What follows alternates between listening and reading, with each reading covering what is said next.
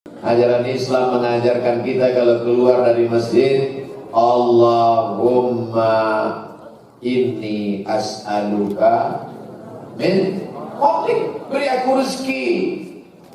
Kenapa minta rezeki? Karena orang keluar masjid mencari rezeki yang diberikan Allah SWT. Kamu kenapa tak cari rezeki? Rezeki sudah dijamin oleh Allah. Sudah tertulis untuk saya malam ini bahwa rezeki saya ada 3. Jeruk, tahu, brownies. Ini punya saya. Ini rezeki untuk saya. Dengan Ustaz Jel Bapak. Buya-buya cuma dapat kaki.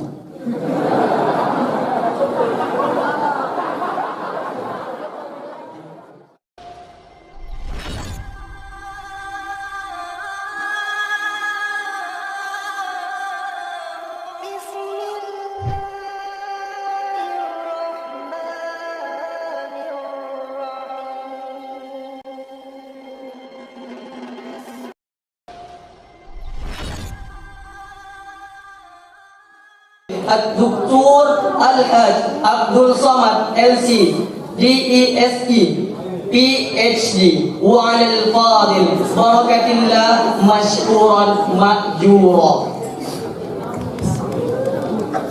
Bismillahirrahmanirrahim. Assalamualaikum warahmatullahi wabarakatuh.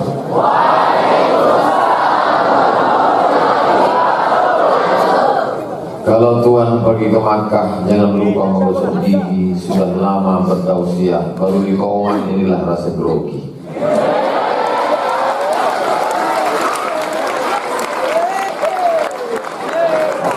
Kauman hafal Quran sudah tampil ke depan.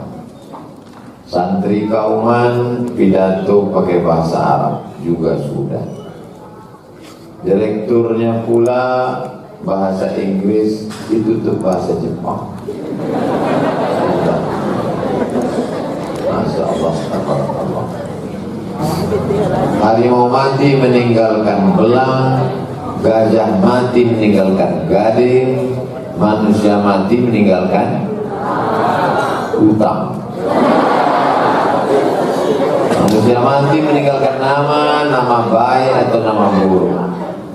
Jadi adik-adik saya yang ada di pesantren Muhammadiyah Kauman Padang Panjang ini punya, saya tidak mengatakan beban. Nanti kalau dikatakan beban, ini menjadi beban, saya tak mau adik-adik jadi stres.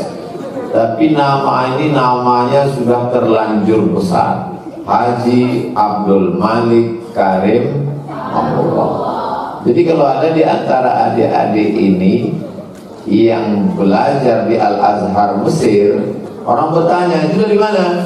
Dari Kauman Muhammadiyah Padang Panjang. Oh wajar, Buya Hamka kan dapat doktor dari Mesir. Artinya dikatakan wajar, biasa, karena kalian membawa nama Haji Abdul Malik Karim Abdul. Artinya yang siap mental alhamdulillah, yang tak siap ya siap-siapkan lah. Jangan lantas gara-gara cakap Ustaz Abdul Somad ini lalu besok adik-adik saya keluar aja lah Bu, kenapa saya tak siap mental. Mudah-mudahan semuanya istiqomah insyaallah. Ada yang tahu di mana rumah Buya Hamka di Jakarta? Tak ada. Ada yang tahu berapa jumlah anak Buya Hamka, cucunya, keturunannya yang masih hidup sekarang? Tak tahu. Tapi nama besarnya sampai hari kiamat dikenang sepanjang zaman. Kenapa? Karena prestasi. Begitu juga dengan yang ada di kanan dan kiri saya ini, sampai ke depan anak-anakku akan bercerita. Dulu waktu kami di pesantren Kauman Muhammadiyah Padang Panjang, waktu itu ada ketua ikatan pondok pesantren se-Sumatera Barat, namanya Ustadz Jel Fathullah. Beliau kakak kelas saya waktu di Mesir, yang duduk di sebelah kiri saya. Lalu kemudian kalian akan cerita ke anak cucu murid-murid santri kalian. Dulu mudir direktur pesantren Kauman adalah seorang ibu, Dr. Berliana. Maka menjadi sejarah. Waktu kami kumpul ramai-ramai, ada Bapak Wali Kota yang diwakili oleh Bapak Asisten Ustadz Zulfikar. Ada hadir buya-buya pimpinan Muhammadiyah, ada hadir tokoh-tokoh masyarakat, konglomerat, bisnismen. Tinggal apa yang mau kita tinggalkan? Buya Hamka tidak meninggalkan rumah mewah, megah, enggak. Dia meninggalkan tafsir Al-Azhar. Buya Hamka meninggalkan tenggelamnya kapal Panderwi. Buya Hamka meninggalkan di bawah lindungan Ka'bah. Buya Hamka meninggalkan film yang difilmkan, disinetronkan menjadi inspirasi buat orang sampai hari ini, walaupun meninggalnya lebih sudah 40 tahun. Jadi adik-adik ke depan berpikir mau meninggalkan apa? Saya insya Allah Pak Ustadz juga akan mengikut jejak Buya Hamka. Alhamdulillah. Saya Pak Ustadz tidak punya ide untuk menulis. Insya Allah punya ide untuk meninggalkan harta yang banyak. Amin. Kita ini tinggal pilih saja antara 3 yang mengalir itu. Shadaqatun jariyah, ilmun yuntafa'u bi, waladun salih. Ayah-ayah kalian, bapak ibu wali santri yang ada di rumah, insya Allah meninggalkan anak-anak yang soleh, yang solihah yang ada di depan saya. Amin. Bagi yang tidak punya anak, mohon maaf, maka dia bisa meninggalkan ilmu yuntafa'u bi, ilmu yang bermanfaat, menulis buku, berkarya. Buya Imam Nawawi tidak punya anak. Imam Nawawi meninggal dalam keadaan masih lajang. Tapi kalau kita baca kitab Arba'in Nawawi, Riyadhus Shalihin Nawawi, Al-Adhkar Nawawi, Rawdatul Talibin wa Umdatul Muftin Nawawi, Al-Minhaj Syarah Sahih Muslim Ibn Al-Hajjaj Nawawi, Al-Majmu' Syarah Muhadzab Nawawi. Dia tak ada meninggalkan anak, tapi karya, belajar kita ulumul hadis. Maka kita membaca kitab Tadribur Rawi Syarah Taqrib An-Nawawi. Imam Nawawi menulis kitab Taqrib disyarah oleh Imam As-Suyuti. Nama kitabnya Tadribur Rawi Syarah Taqrib An-Nawawi. Belajar kita fikih Imam Asy-Syirazi disyarah oleh Imam An-Nawawi. Itulah dia Majmu' Syarah Muhazzab Lisy-Syirazi. Kita baca kitab Sahih Muslim, tak paham kita, dijelaskan oleh Imam An-Nawawi. Itulah judul kitabnya Al-Minhaj Syarah Sahih Muslim Ibn Al-Hajjaj. Dia tak punya anak, tapi punya kitab. Saya Pak Ustadz punya anak, alhamdulillah, punya kitab juga, bagus, luar biasa. Lalu kemudian kalau kita tidak bisa dua-dua ini, masih ada satu jalur lagi, yaitu jalur meninggalkan bangunan 1, 2, 3 sak semen, batu bata, kerikil, atap, kosen, pintu, meja, jendela. Tak tahu siapa yang mewakafkannya, tidak tertulis di sini 2 sak semen, Pak Fulan, tidak ada. Tapi pahalanya mengalir sampai hari kiamat, insya Allah. Amin. Inilah asrama yang akan dibangun 13,5 miliar. Itu kalau dibelikan cendol, menyelam sambil minum cendol, gembung ya. Tapi kalau dibelikan ke makanan kuliner, ma'akalta fa'afnaita, yang dimakan busuk. Wa malabista, dibelikan ke pakaian. Wa malabista fa'ablaita, yang kau pakai lap. Jamaah lari-lari dari toilet, kamar mandi, musola. Ustaz Somad, ada apa Pak? Anda lihat jam saya tadi di kamar mandi. Kenapa? Waktu wudhu lupa. Jam saya itu harganya 70 juta Pak Ustaz. Yang batangnya sih ya. Tak ada orang nanya jam. Jam itu gunanya kan untuk menunjukkan waktu. Oh, harganya 100 juta dengan harganya 70.000, fungsinya cuma satu, menunjukkan waktu. Asal sudah tahu waktu cukup. Untuk apa punya jam 700 juta kalau mati? Fungsinya itu untuk menunjukkan waktu. Sebentar sampai begini. Kenapa? Takut Pak Ustaz ada orang merokok nanti asapnya masuk kemari. Ini harga baju saya ini 5 juta Pak Ustaz. Yang bertanya siapa? Fungsi baju itu untuk menjaga diri. Kalau panas tak kepanasan, Kalau dingin tidak kedinginan. Hari ini orang pakai baju panas kepanasan, dingin kedinginan. Karena baju hanya untuk style, hanya untuk gaya, dia sudah kehilangan. Makanya Islam mengajarkan kulu, makanlah, washrabu, minumlah, wala tusrifu, jangan berlebih-lebihan. Kul, makanlah, washrab, minumlah, walbas, berpakaianlah, watasaddaq, bersedekahlah, min ghairi sarafin wala makhilatin. Bukan hanya untuk ikut-ikutan, bukan hanya untuk kesombongan, bukan hanya untuk menunjukkan prestis diri. Ma'akal tafafnaita, yang kau makan busuk, wa malabista, yang kau pakai labu, wa matasaddaqta, yang kau sedekahkan, yang kau wakafkan, yang kau infakkan. Itulah yang akan mengalir sampai hari kiamat. 1928 berawal dari tabligh school, berubah menjadi kulliyatul muallimin, kulliyatul muballighin, dan finalnya adalah pesantren Kauman Muhammadiyah Padang Panjang. Sejak 1928 sampai 2022, siapa yang mewakafkan tanah, siapa yang mewakafkan kelas asrama, tak pernah disebut namanya, tapi pahalanya mengalir sampai madamatis samawat wal ard, selama langit masih di atas, selama bumi masih terhampar, selama alam masih terkembang, tak putus pahalanya sampai hari kiamat. Maka di antara yang tiga itu, ilmu, anak, harta, kira-kira di antara yang tiga ini, mana yang paling besar kesempatan kita untuk beramal jariah mengalir? As-sukutu alamatur ridha, diam tanda setuju. Hadis as-sukutu alamatur ridha, diam tanda setuju. Itu kalau ada orang ditanya, mana yang mengalir? Diam ya, berarti tiga-tiganya mengalir, setuju. Insya Allah adik-adik tiga-tiganya bisa nanti, insya Allah.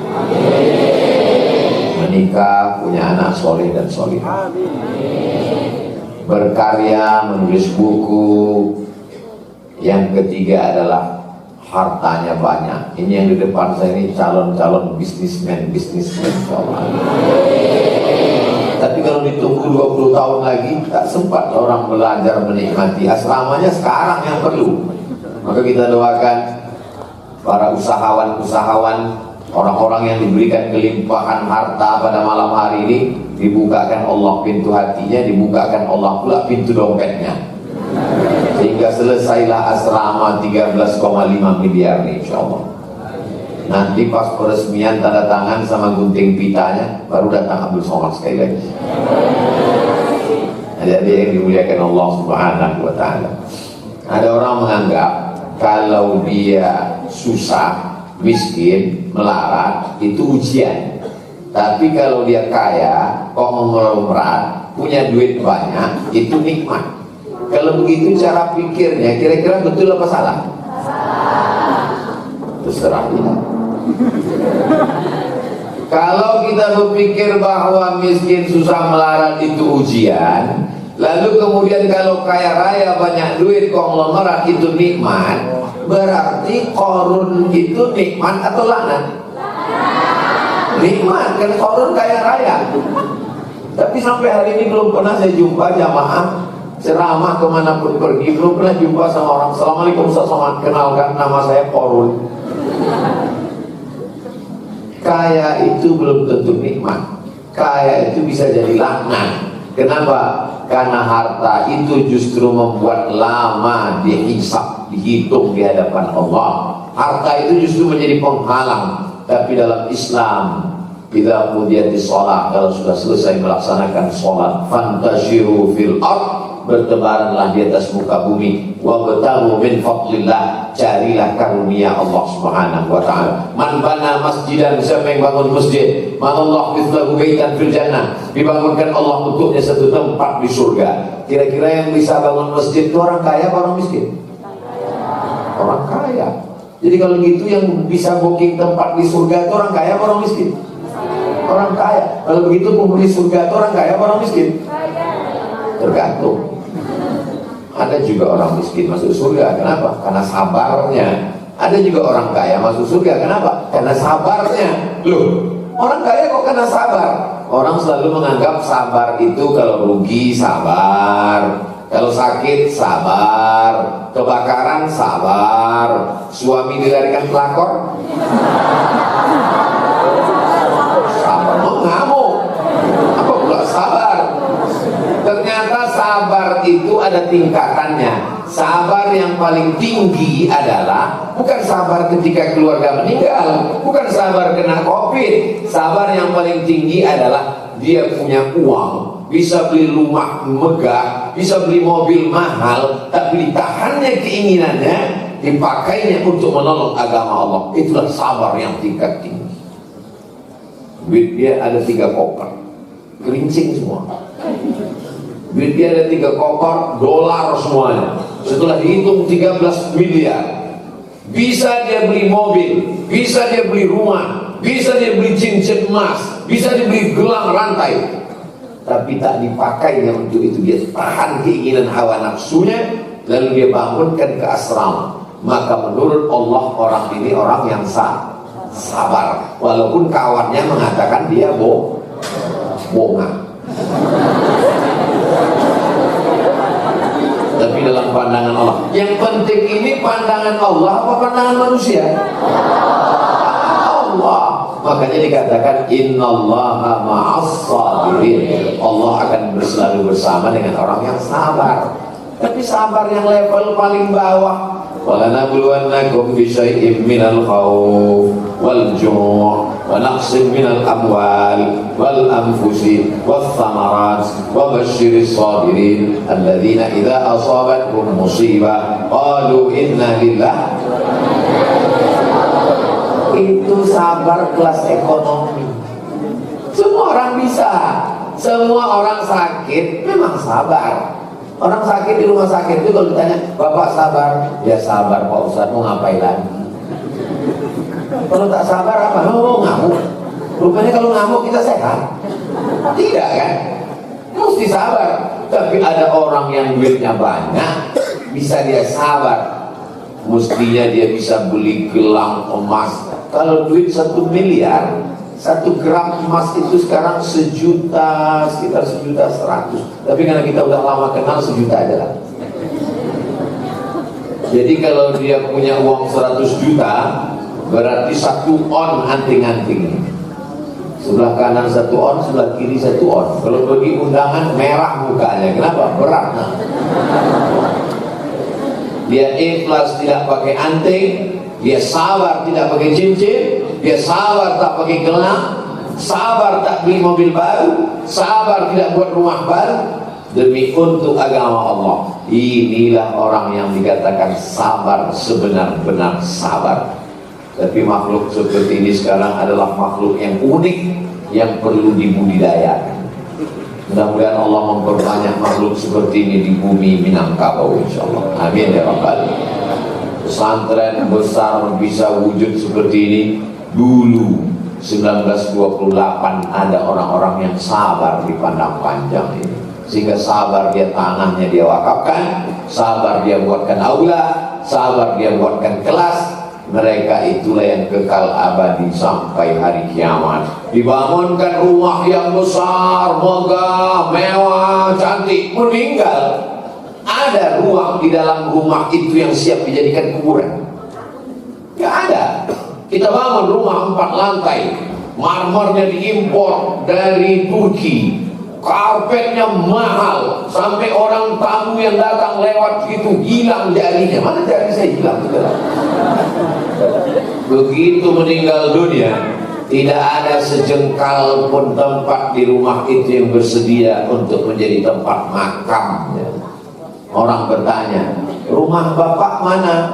Sana. Kuburnya mana? Sana. Tak ada orang dimakamkan di dalam, kecuali Nabi Muhammad SAW. Beliau meninggal dikuburkan di tempat. Nahnu ma'asyurul anbiya, kami para nabi, nudfanu min haitsu namutu, dikuburkan di mana kami meninggal, digali di kamarnya, itulah dia. Kita tak bisa melakukan itu. Dijual rumah murah di pusat kota hanya 10 juta, di dalam ada kuburan. Ada orang mau beli? Ada. Nabi SAW berbeda. Dia punya kedudukan, dia menerima wahyu. Itu pesan langsung dari Allah Subhanahu wa Ta'ala. Sahabat tak berani membawa kuburnya, dibawa ke kota Makkah di Ma'la, tak berani memindahkannya di Baqi, karena itu sudah pesan wasiat dari Nabi Muhammad sallallahu alaihi wasallam.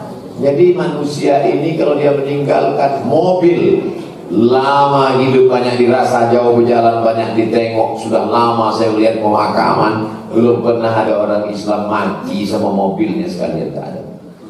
Meninggal kita hari ini, besok mobil langsung diambil dialer karena belum bayar kredit. Bunyi klaksonnya kredit. Yang kekal abadi mana? Kelas, asrama, masjid, musola, aula, ruang makan, dapur. Itulah yang kekal abadi mengalir sampai hari kiamat. Datang saat, namanya saat, bahasa Arab, artinya bahagia. Kalau bahasa kampung awak, happy. Lalu kemudian dia bertanya kepada Nabi Sallallahu Alaihi Wasallam, Ummi matat, mak saya meninggal, apa atasaddaqu anha? Kalau saya bersedekah pahalanya sampai untuk almarhumah apa tidak? Kata Nabi, tasaddaq, bersedekahlah. Ayu sedekatu afdal, apa sedekah yang paling afdal? Saqyul ma, memberikan air minum. Air minum aja dapat pahala, apalagi brotis, berondong manis. Apa sedekah yang paling afdal? Saqyul ma, maka saat langsung menggali sumur, diwakafkannya sumur. Sumur ini diwakafkan, airnya mengalir untuk almarhumah. Jadi saudara-saudara kita yang diberikan Allah kelebihan rezeki, ini satu kelas untuk almarhumah ibu saya, ini satu asrama untuk almarhum ayah saya. Dia dapat pahalanya, mengalir juga untuk almarhum almarhumah. Tidak ada ikhtilaf antar ulama tentang sedekah mengalir. Kalau tentang baca Quran masih ada ikhtilaf, kalau tentang sholat masih ada ikhtilaf, tapi tentang sedekah mengalir untuk orang meninggal dunia tak ada ikhtilaf berdasarkan hadis ini. Jadi kalau bersedekah, niatkanlah untuk almarhum ayah, almarhumah ibu, almarhum abang, almarhumah kakak, almarhum adik. Maka yang bersedekah dapat, yang diniatkan juga dapat. Mudah-mudahan Allah bukakan pintu rezeki kita, sehingga sebelum meninggal dunia kita sempat berbuat wakaf yang mengalir sampai hari kiamat, insyaallah. Amin ya rabbal.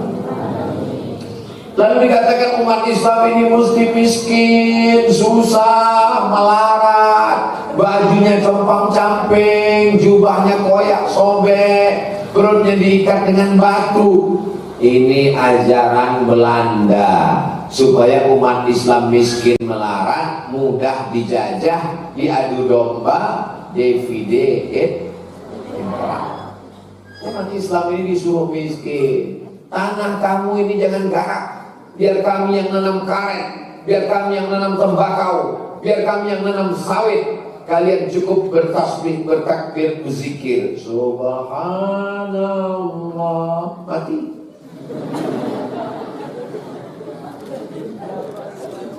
Ini bukan ajaran Islam. Ajaran Islam mengajarkan kita kalau keluar dari masjid, Allahumma inni as'aluka min fadlik, beri aku rezeki. Kenapa minta rezeki? Karena orang keluar masjid mencari rezeki yang diberikan Allah SWT. Kamu kenapa tak cari rezeki? Rezeki sudah dijamin oleh Allah. Betul? Ini diam setuju apa diam bingung? Rezeki kita ini dijamin Allah apa tidak? Tidak. Dijamin Allah. Rezeki saya dijamin oleh Allah. Sudah tertulis untuk saya malam ini bahwa rezeki saya ada 3: jeruk, tahu, brownies. Ini punya saya. Ini rezeki untuk saya dengan Ustaz Jel Fadul. Buya-buya cuma dapat kaji.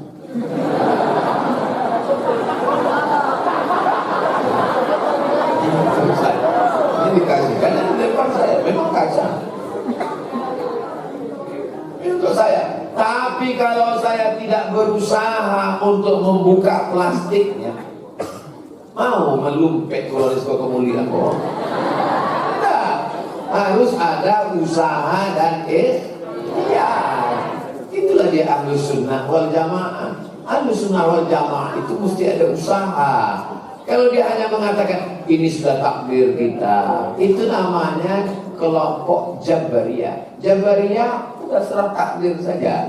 Sedangkan kelompok yang mengatakan tak ada takdir karena takdir hanya melemahkan, itu namanya Qadariyah, Mu'tazilah. Sedangkan kita bukan ahlul bid'ah, kita adalah ahlus sunnah. Maka rezeki itu mesti dicari, menanam tanaman, disiram, dijaga, jangan sampai ada ulatnya, tidak berbuah dikasih pupuk, setelah itu dijaga putihnya, lalu kemudian disiram, setelah itu berbuah dipetik, lalu kemudian dikupas, lalu kemudian dimakan, setelah kenyang berkata alhamdulillahilladzi at'amana wa saqana wa ja'alana. Dia tidak angkuh, tidak sombong, sehingga ketika dia berhasil dia katakan, ini punya kamu ya? Bukan, ini titipan dari Allah. Tapi kamu yang menanam. La haula wa la quwata. Kata la haula itu setelah terwujud, setelah berhasil sukses menghilangkan angkuh sombongnya, dia berkata la haula, bukan sebelum bekerja. Sekarang banyak umat Islam pagi-pagi dia bangun jam 10 bangun, ditanya sama istrinya, abang tak kerja? La haula.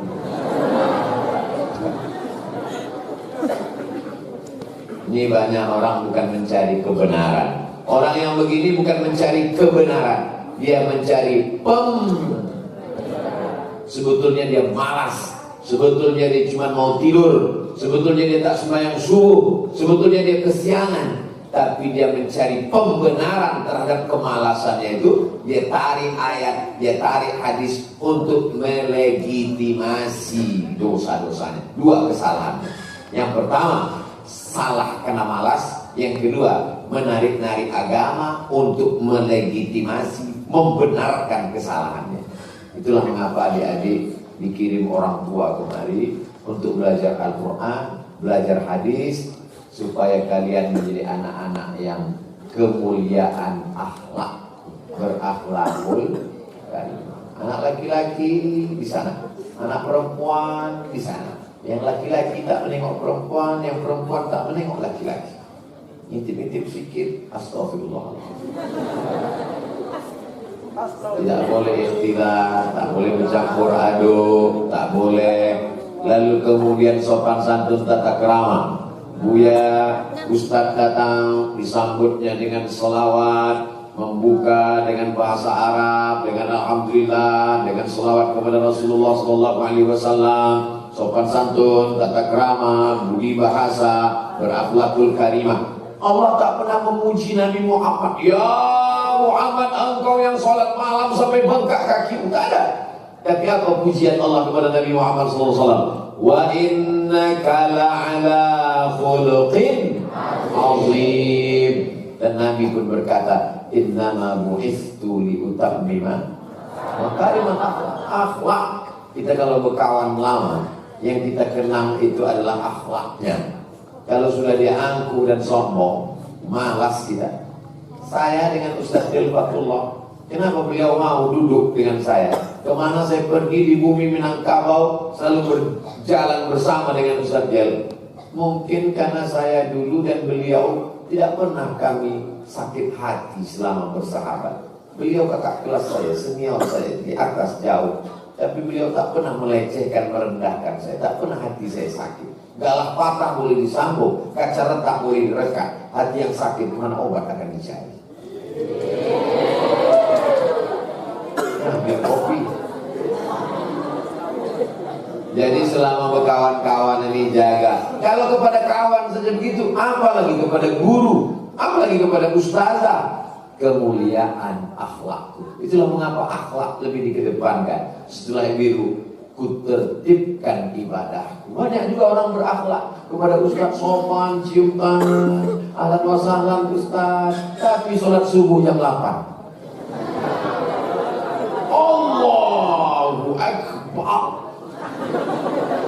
Masya Allah Ustaz Somad, dulu sebelum masuk pesantren anak saya itu susah saya bangunkan subuhnya Pak Ustaz. Sekarang setelah dia masuk pesantren balik liburan saya tengok duhanya tak tinggal Ustaz. Rupanya sholat subuh kesiangan. Tertibkan ibadahku, ibadahnya tertib. Ini bukan main lagi. Allahu Akbar. Inna sholati wa nusuki wa mahyaya wa mamati lillah. Heran maknya. Ini sholat apa? Kenapa? Jam 2.30 zuhur. Rasanya udah terlambat betul. Asar belum asar. Di mulutnya bukan main. Allahu Akbar. Engkau yang maha besar Allah. Kata malaikat. Tertibkan ibadahku mengikut aturan. Inna salata kanat 'alal mu'minina kitaban mawquta. Waktunya sudah ditetapkan Allah Subhanahu wa taala. Unggulkan prestasi. Dulu orang dikenal karena prestasi, tapi sekarang orang dikenal bukan karena prestasi, tapi karena sensasi. Buat lagu tak ada, bintang buat sinetron tak ada, main film pun tak ada, muncul viral hanya karena sensasi-sensasi. Yang saya katakan ini ada tak sekarang?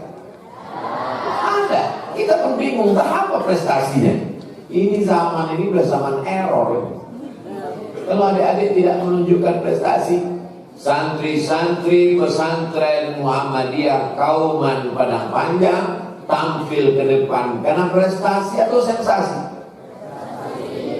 Prestasi. Tampil dia ke depan karena prestasinya. Tampil ke depan karena pidato bahasa Arab. Tampil ke depan karena hafalan Al-Quran.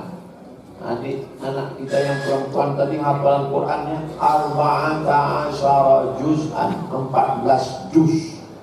Bahasa Arab lancar, hafalan Quran 14 juz.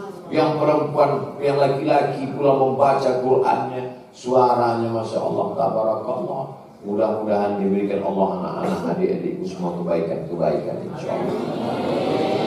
Menjaga lingkungan. Sekarang banyak orang soleh sendirian. Dia baik, kawannya mati karena sakau narkoba. Tak peduli, tidak mau tahu dengan orang lain. Maka Islam ini kalau kita dengar ayat yang dibacakan Ananda kita tadi, wal takum minkum ummatun yad'una ilal khair wa ya'muruna bil ma'ruf wa yanhauna 'anil munkar wa ulaika humul muflihun. Siapa orang yang muflihun, yang menang? Orang yang menang bukan bisnismen yang berhasil bisnisnya, bukan. Orang yang menang menurut ayat itu tadi adalah ya'muruna bil ma'ruf wa yanhauna 'anil munkar. Ada care, ada peduli kepada lingkungan. Ini banyak orang tak peduli. Yang penting saya sholat, yang penting saya puasa. Masalah kamu tak makan bukan urusan saya. Tolong Pak, saya udah nggak makan 3 hari, mati aja. Laisa bil mu'min, kamu tidak diakui sebagai orang beriman. Siapa dia? Ya bitu sab'anan, tidur dalam keadaan perut kenyang. Wajaruhu ila jambihi ja'i'un, tetangganya kelaparan. Orang bumi Minangkabau tidak dianggap beriman walaupun ayahnya muslim, ibunya muslimah, tinggal di negeri mayoritas muslim. Minangkabau itu muslim apa tak muslim? Minangkabau adalah Islam. Minangkabau tidak Islam, hilang Minangnya, tinggal Kabauan. Sampai dia tidak asyhadu an la ilaha illallah wa asyhadu anna Muhammadan Rasulullah, maka siap kita menjaga lingkungan kita. Tapi memang manusia sekarang ini aneh. Kalau kita ajak dia sholat, Assalamualaikum Pak. Waalaikumsalam. Ayo sholat ke masjid ya Pak. Kamu belum lahir, saya sudah haji. Sombongnya. Kamu jangan mabuk, jangan sakau, jangan pakai narkoba. Uang saya, yang mabuk saya, yang sakau saya, jangan urus saya. Urus saja surga, jangan urus neraka.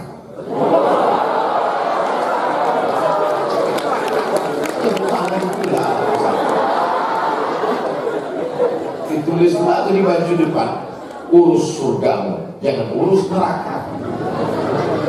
Untungnya lawan dia bicara ini bukan orang yang jahat, bukan orang yang nakal, bukan preman, tapi santri dari pesantren Kauman Muhammadiyah. Dengan lembut dia bantah. Apa kata dia? Memang uang kamu, yang mabuk kamu, yang sakau kamu, yang mati kamu. Tapi kalau azabnya datang, tsunami datang, galodo datang, gempa bumi datang, yang tenggelam bukan cuma rumah aku aja, bodoh.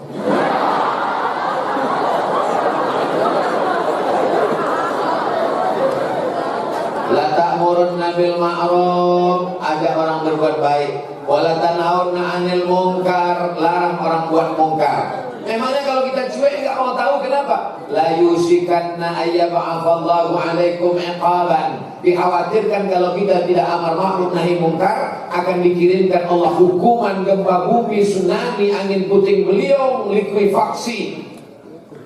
Summa tad'unahu, kamu pun berdoa kepada Allah. Allahumma dafa'ana al-ghala wal waba wal fahsya wal riba wal zina. Fala yustajabu lakum. Doa kamu tak dikabulkan karena tidak melaksanakan amar ma'ruf nahi. Kuntum khaira ummah, you are the best. Kalian ini umat yang paling baik. Tak ada dikatakan kamu umat yang paling baik karena keningmu hitam. Mohon maaf ya, keningnya hitam. Kamu umat yang paling baik karena ke Makkah setahun 3 kali. Tidak ada. Kamu umat yang paling baik syaratnya 3. Ta'muruna bil ma'ruf wa tanhauna 'anil munkar wa tu'minuna billah. 3 syaratnya: amar ma'ruf, nahi mungkar, beriman kepada Allah. Apakah adik-adik semua beriman kepada Allah? Insya Allah yang 2 lagi nanti setelah keluar. Amar ma'ruf, nahi. Kujaga lingkunganku, kusiapkan diriku menjadi panutan dalam masyarakat. Inilah alumni tabligh school, kuliatul muballighin. Mereka inilah yang akan menjadi panutan di tengah masyarakat. Marilah kita sholat berjamaah, sholat berjamaah. Nggak pernah ke masjid. Pasti tanya, Buya nggak pernah ke masjid? Ampuh sholat di Masjidil Haram.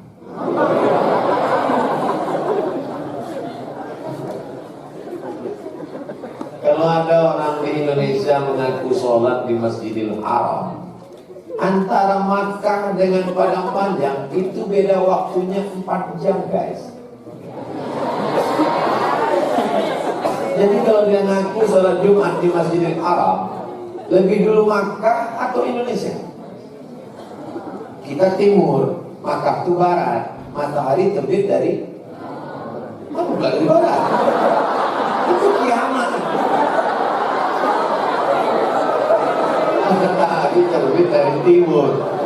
Makanya kita duluan. Jadi kalau kita sholat Jumat jam 12.30 kurang 4, 11.30, 10.30, 9.30, 8.30. Jadi kalau ada orang Padang Panjang ngaku sholat di Masjidil Haram, berarti waktu kita sholat di Padang Panjang jam 2.30, inyo di Makkah baru jam 8.30. Akan jauhku di Makkah lama 30. Ngapain Masjidil Haram? Gunakan aja kecerdasan Niko sekete. Niko tak pakai akal, orang tak pakai akal tu dia lagi minum ayaka. Ya bahkan. Alhamdulillah adik-adik semuanya, menjadi panutan dalam masyarakat nanti insyaallah. Bagi baca Quran, baca Quran. Apa sekali membaca Quran? Biji matanya membuka Quran cuma 2 kali. Yang pertama waktu nengok Quran untuk akad nikah mahar. Yang kedua waktu rumah sakit ruang ICU sudah mau koma, biji matanya terbelalak tak mati-mati, dibukakan Quran.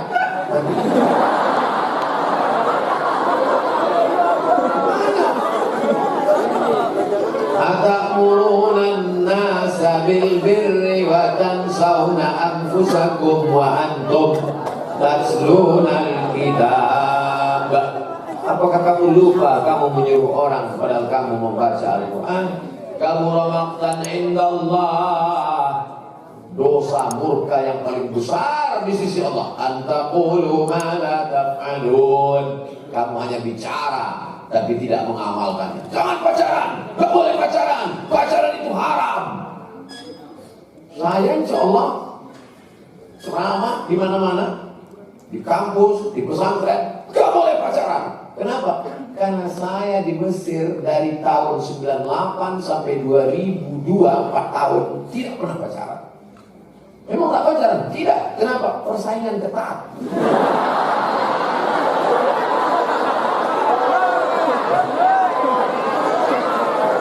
Anak Indonesia di Kairo 2.400 orang. Di zaman kami dengan Buya Jelfatullah, anak Indonesia 2.400 orang.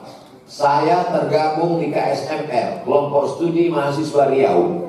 Ustaz Jelfatullah di KMM, kekeluargaan mahasiswa Minangkabau.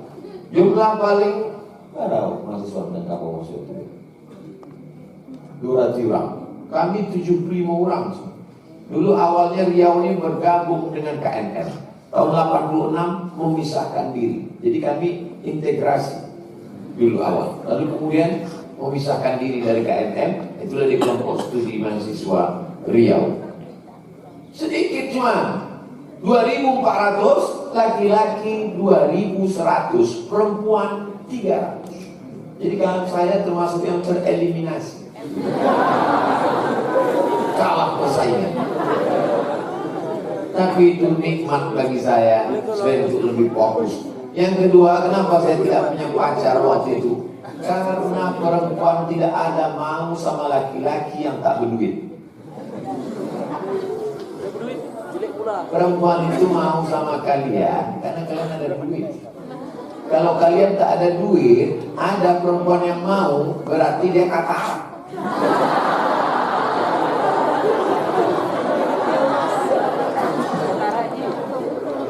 Jadi anak-anak, adik-adikku sekalian, kalian fokus saja belajar, hafal hadis, hafal ayat, hafal hadis, hafal fikih, hafal kosakata, bahasa Arab, bahasa Inggris, bahasa Jepang. Nanti insya Allah keberhasilan ada di ujung jari kalian, insya Allah. Amin.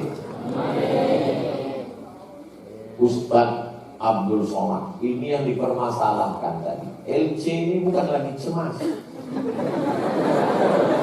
Kalau tamat dari Al-Azhar dikasih namanya ijazah.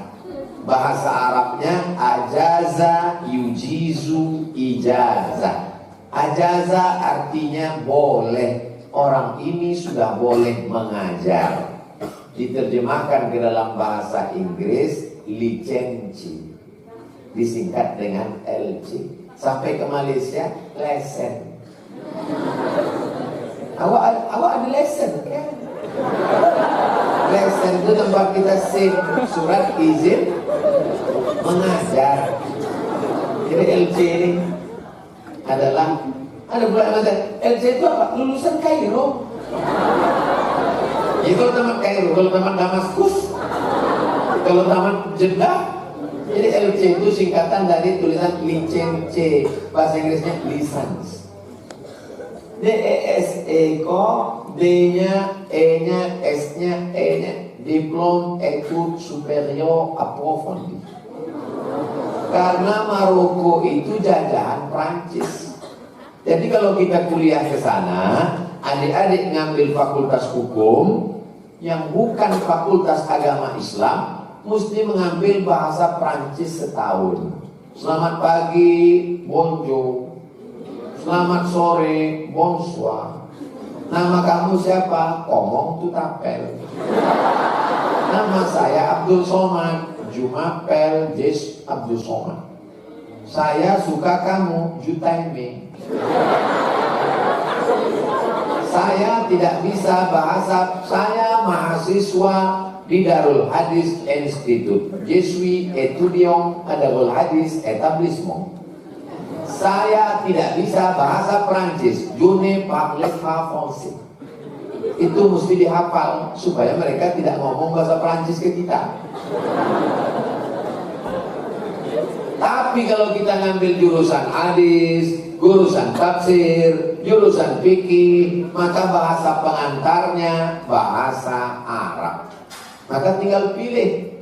Tapi setelah tamat dikasih ijazah, tertulis di ijazah itu Diplom Etudes Superior Approfondi. Mendaftar di Kementerian Agama, tidak boleh pakai titel kecuali asal negaranya. Jadi asal. PD lah pulang DSA sampai ke kampung DSA kok desa. Deso. PhD itu cara membacanya dari ujung. D-nya doktor, PH filosofi, Doctor of Philosophy untuk S3. Apalah arti sebuah nama? What is in a name?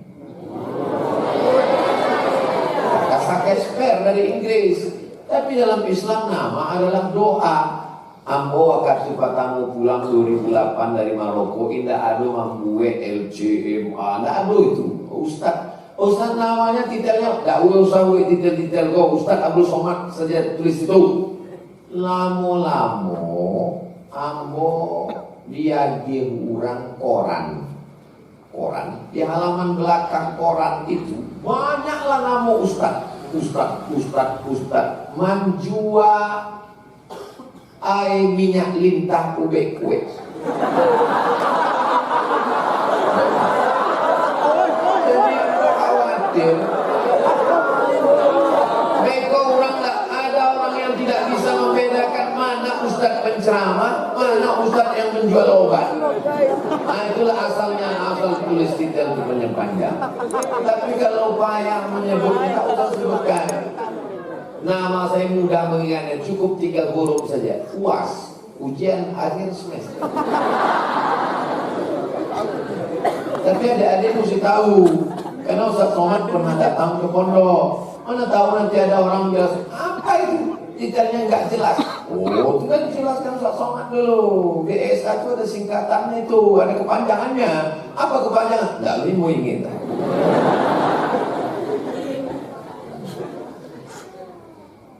Ambo ingin sekali lah kuliah ke Mesir. Sampai akhirnya ikut tes. Akhirnya pada tanggal 5 September 1998 sampailah Ambo ke Kairo. Ustaz Del waktu itulah 3 tahun lebih dulu dari Ambo. 95 kan? Ustaz Del 95, Ambo 98. Berarti Ustaz Del lah 5 tahun sama Fir'aun baru Ambo datang. Di tepi sungai Nil itu ada ada namanya Museum Tahrir Square. Sampai di pintu batanya awak ke security. Where is Fir'aun? Di mana Fir'aun tu laloknya? Kecik suriti nyeliat teh. Naik kaget. Sampai kate di muka pintu kamar Fir'aun itu bergetar jantung. Getar jantung. Di muka pintu kamar tertulis di situ kamar Fir'aun. Sebelum masuk ke pintu bergetar. Dia apa? Tiketnya mahal. Lama bayar tiket di bawah kate. Memanglah Fir'aun kalau mati pun susah juga sebenarnya. Sampai ke dalam, Fir'aun tuh di dalam kotak kaco. dalam kotak kacau, tidak pakai baju Firaun, cuma pakai kain saja untuk anduk. Jadi beko kalau ada orang di padang panjang keluar dari rumah pakai anduk, itu berarti aku menyebut ya. Lamu-lamu taman mau mencari Firaun tuh, rambutnya macam rambut jagung, hidungnya mancuang kulit. Tapi maka tua mau mencari kulitnya itu taingi ambo ikan salai, tajam.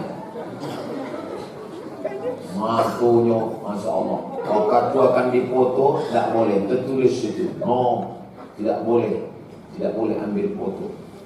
Kamera, security marah. Katanya foto bisa merusak kulit Firaun. Blitz cahaya itu bisa merusak kulit Firaun. Apa kata Allah Ta'ala? Al-yawma nunajjika bibadanika. Hari ini kami selamatkan badanmu, tidak dimakan ikan hiu. Litakuna liman khalfaka ayah, supaya menjadi tanda-tanda bagi orang yang datang setelah engkau. Hai Fir'aun, mana Fir'aun yang gagah perkasa, menyembelih semua bayi-bayi, yudzabbihuna abna'ahum wa yastahyuna nisa'ahum. Semua anak kecil yang lahir di Mesir tahun ini sembelih hidup-hidup. Hari ini terbujur kaku di Tahrir Square. Insya Allah adik-adik nanti akan ke sana, dan ketika kalian ke sana buat vlog video pendek. Hai guys, hari aku sedang sama Fir'aun, kamu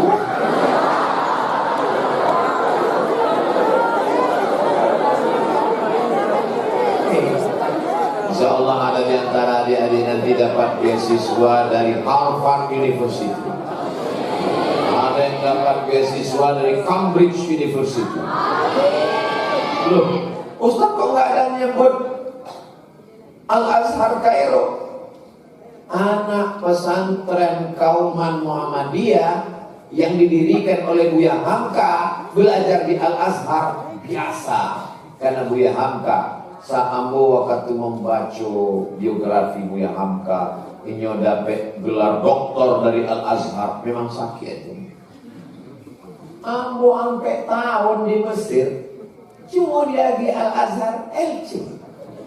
Buya Hamka nggak ada juga ke Mesir, datang ke Mesir, presentasi di Subhanil Muslimin, dibacakannya tentang Syekh Muhammad Abduh wa Azaruhu fil fikril Islami di Indonesia, pengaruh Syekh Muhammad Abduh dan kontribusinya dalam pemikiran keislaman di Indonesia. Langsung Al-Azhar mengagihinya doktor. Sepanjang sejarah Indonesia yang ayahnya dapat doktor, anaknya dapat doktor dari Al-Azhar cuma satu, Haji Abdul Karim Amrullah dan Haji Abdul Malik Karim Amrullah. Buya Hamka dan ayah Buya Hamka dapat dua-dua dari Al-Azhar. Kenapa Buya Hamka begitu? Buya Hamka ini Masya Allah, tabarakallah, membangun fikiran. Kalau mau membaca fikiran Buya Hamka, baca tafsir Al-Azhar, ditulis di dalam penjara. Sekarang kita di luar penjara, ada handphone, ada laptop, ada Google, dibantu perpustakaan, baru menulis 2 baris, Assalamualaikum Ustaz, bisa tablik akbar. Buya Hamka pikiran di dalam penjara tanpa melihat referensi bisa hafal dia semua. Pikiran Buya Hamka bisa mengandung bergiga-giga bait bacaan buku yang tak pernah terlupa. Karomah Buya Hamka. Jadi adik-adik mesti mengikut membangun pikiran Buya Hamka, mengasah perasaan.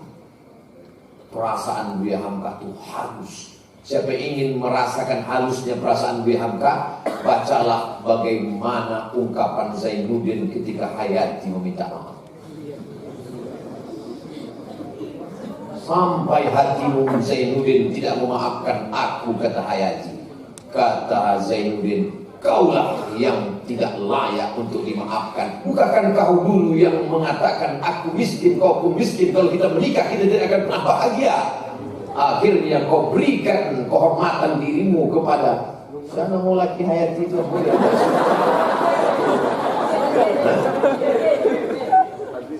Adik.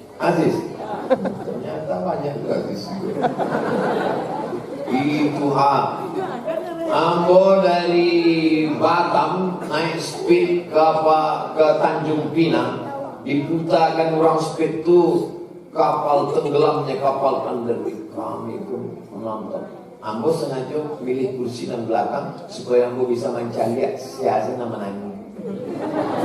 Kami ambil tisu langsung saja. Masya Allah. Pas pulang diputar, mana nangis juga. Dalam hati ambo, apa orang menangis cengeng. Sampai ke rumah, ambo tonton surah, mana nangis juga.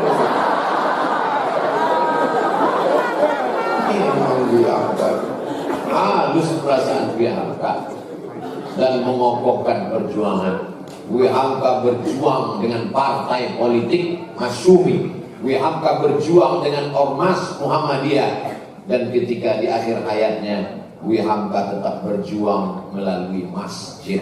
Dia mengajar kitab tasawuf modern di Masjid Al-Azhar. Tapi Hamka tidak meninggalkan harta.